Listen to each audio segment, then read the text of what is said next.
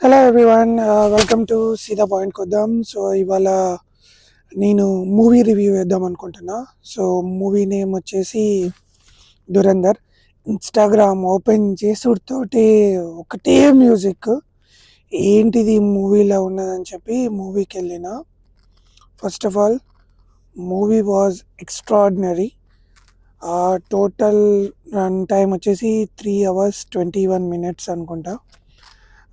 Thing ఏంటంటే ఈ Bollywood people తీసేదే కొన్ని ఈ మధ్యలో మంచి మూవీస్. అందులో ఫర్ ఎగ్జాంపుల్ చావా. ఆ చావా దాన్ని తెలుగులో డబ్బింగ్ చేయలేదు. ఇప్పుడు సేమ్ థింగ్ ఇదే దురంధర్ మూవీలా దీన్ని ఓన్లీ ఒక హిందీ లాంగ్వేజ్లో రిలీజ్ చేసిండ్రు. బట్ ఇంకా వేరే లాంగ్వేజ్లో కూడా రిలీజ్ చేస్తే ఖచ్చితంగా ఈ మూవీ ఒక 500 crores దాటేది. బట్ ఎనీవే, మూవీ మాత్రం నెక్స్ట్ లెవెల్. మొత్తం బ్యాక్గ్రౌండ్ అంతా పాకిస్తాన్ కంట్రీ మీద తీసింది. అండ్ యా, ఇంకా మూవీకి వచ్చేసరికి రణ్వీర్ సింగ్ చాలా బాగా యాక్ట్ చేసిండు. అండ్ కెరీర్లోనే ఆఫ్టర్ రామ్లీలా తర్వాత ఇది చెప్పుకోవచ్చు, ఈ మూవీ చాలా టాప్ అవుతుంది. అండ్ ప్యాట్రియాటిక్ మూవీ అని మూవీకి వెళ్ళాక తెలిసింది, నేను ఈ మూవీ మిస్ అయితే ఎంత మిస్ అయ్యేటోని అని. ఒక యూరి, ఒక చావా, ఒక దురంధర్ అని కూడా చెప్పుకోవచ్చు. నెక్స్ట్ ఇంకా అక్షయ్ ఖన్నా యాక్టింగ్, ఆయన స్వాగ్ లెవెల్ అయితే నెక్స్ట్ లెవెల్ ఉంటుంది. ఆయన ఎంట్రీ కానీ, ఆయన వాయిలెన్స్ కానీ, ఆయన తిట్టే తిట్టులు బూతులు నెక్స్ట్ లెవెల్. ఇక సంజయ్ దత్ ఆయనకి ఇచ్చిన రోల్లో ఆయన బాగానే పర్ఫామ్ చేసిండు. సో ఇంకా మూవీ ఏంటంటే ఒక రా స్పై ఆర్ రా ఏజెంట్ వాళ్ళు పాకిస్తాన్లోకి వెళ్ళడమే కాకుండా అక్కడున్న వాళ్ళ పీపుల్ తోటి మింగిల్ అయ్యి ఆయనకంటూ ఒక రాజ్యాన్ని స్థాపించుకుంటాడు. సో బేసిక్గా ఇది రియల్ స్టోరీ అంటున్నారు, బట్ తెలియదు. నెక్స్ట్ మూవీలోకి వస్తే మధ్యలో ఒక రెడ్ స్క్రీన్ అని ఒకటి వస్తుంది. అప్పుడు 26/11 దాడులు అయినప్పుడు అక్కడ అందరూ రియల్ కన్వర్జేషన్ టెర్రరిస్ట్కి టెర్రరిస్ట్కి ఉన్న అజ్మల్ కజబ్ ఖాన్కి అయ్యే కన్వర్జేషన్ చూపిస్తాడు.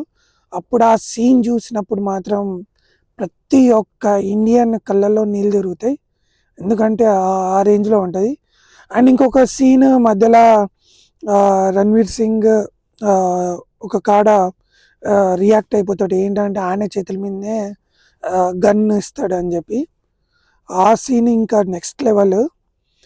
ఇంకా మూవీ ఓవరాల్గా అయితే సూపర్గా ఉంది. అండ్ ఇంకా ఎవరు మన బాలీవుడ్లో క్రిటిక్స్ ఉన్నారు కదా కొంతమంది, వాళ్ళు ఎగురుతూ ఉన్నారు ఈ మూవీస్ బాగాలేదని చెప్పి.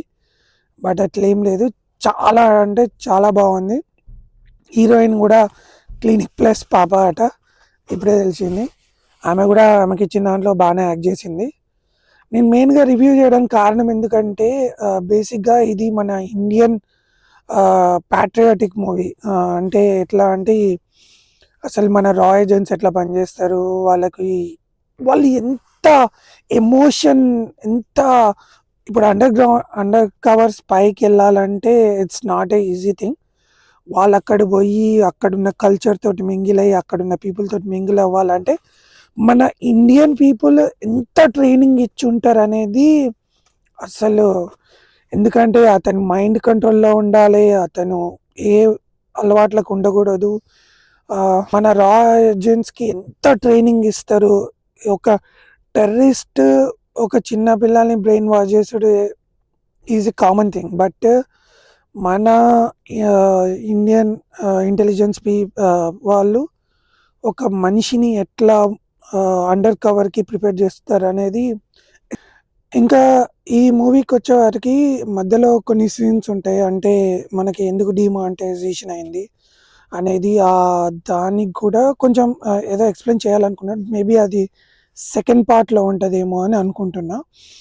అండ్ అపార్ట్ ఫ్రమ్ దట్ ఇంకా మూవీలో ఈ కొందరు ఒక కాంగ్రెస్ నాయకుడు వాడి కొడుకు పాకిస్తాన్‌కి మన 500,000 రూపీస్ ప్లేట్స్ అమ్మిండ్రని చెప్పి ఒక ఉంటది అందులో సీన్. బట్ అది ఎంతవరకు నిజం అనేది తెలవది.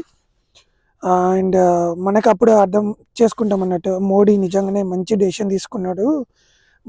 డిమానిటైజేషన్ చేయబట్టి. లేకుంటే ఇండియా పరిస్థితి ఏమయ్యేదనేది పాకిస్తాన్‌లో ఒక సీన్ చూపిస్తది.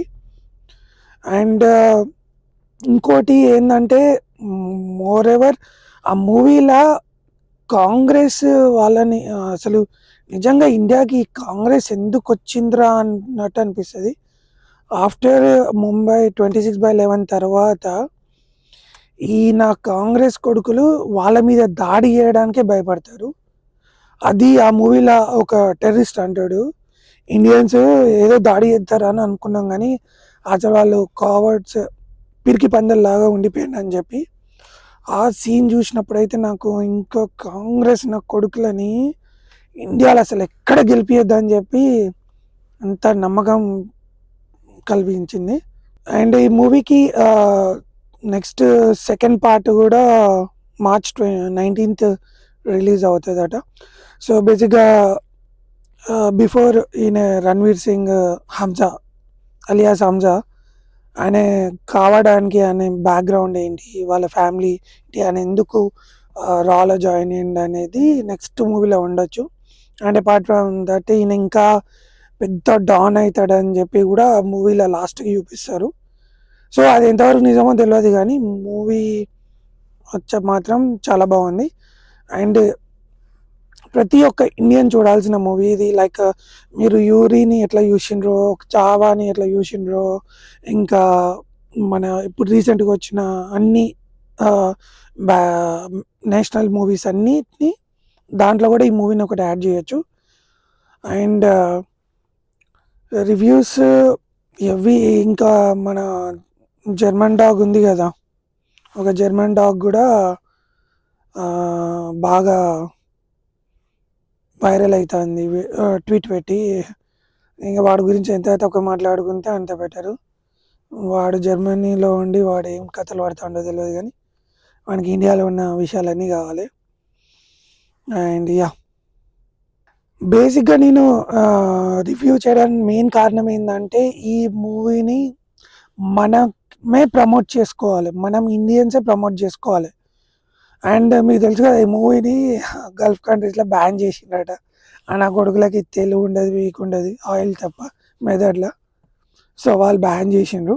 బట్ అక్కడ మనోళ్ళే చూస్తారు. అది కూడా ఆబ్వియస్లీ మూవీ రూల్స్లోనో ఐబొమ్మలలో దాంట్లో చూస్తాడు. అండ్ మనము మూవీస్ని ప్రమోట్ చేసుకోవాలి, అది మెయిన్ థింగ్. అందుకే ఇలాంటి మూవీస్ని మెయిన్గా ప్రమోట్ చేయాలి బేసిక్గా. అందుకే నేను ఈ రివ్యూ చేస్తాను. అండ్ ఇక్కడ నుండి ఇక నేను ప్రతి ఒక్క మూవీని రివ్యూ చేస్తాను. నచ్చితే లైక్ చేయండి, కామెంట్ చేయండి, సబ్స్క్రైబ్ చేయండి. Thank you, bye.